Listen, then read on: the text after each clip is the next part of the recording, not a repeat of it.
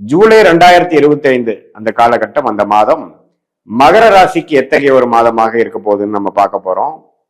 அதே சமயத்துல குரு பாத்தீங்கன்னா 6ஆம் இடத்திலேயே இருந்து 12ஆம் வீடு தன் வீட்டை பார்க்கிறது ஒரு விஷயத்தை கொடுக்க, ஒரு மாற்றத்தை கொடுக்கக்கூடிய 2ஆம் இடத்தையும் பார்க்கிறார். அதே சமயத்துல 10ஆம் இடத்தையும் பார்க்கிறார்.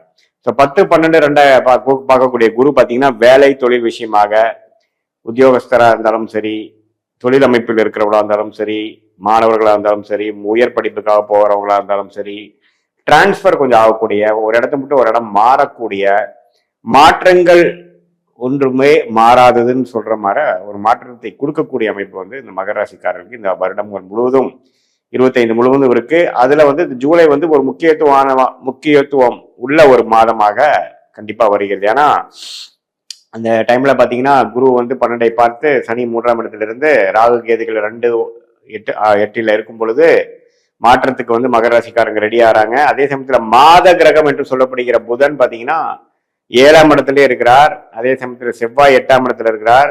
அதே சமயத்துல சுக்கிரன் வந்து 5ஆம் இடத்துல ஆட்சி பலம் பெற்று மாதத்தின் இறுதி வாரங்களில வந்து 6ஆம் இடத்துக்கு போறார்.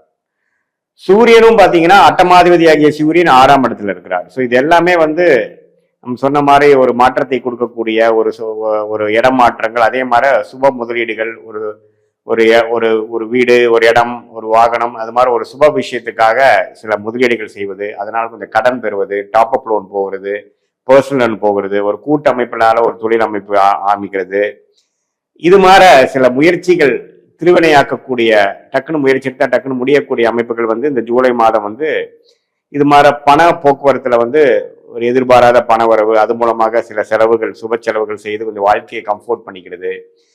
எக்ஸ்போர்ட் இம்போர்ட் பண்றவங்களுக்கு டக்குன்னு ஒரு கிளிக் ஆகுறது, அது மூலமாக ஒரு நல்ல அமைப்பு. வாழ்க்கையில் இதுவரை நம்ம ட்ரை பண்ணிட்டு இருந்த விஷயத்துல ஒரு நல்ல ஒரு அமைப்பு வந்து திடீர்னு சில விஷயங்கள் சாதகமாக நடந்து நமக்கு வெளிநாடு தொடர்பு, வெளிமாநில தொடர்பு இருக்கிற எல்லா தொழில்களுக்கும் மகர ராசிக்காரர்களுக்கு ஒரு அருமையான ஒரு அமைப்பு இருக்கு.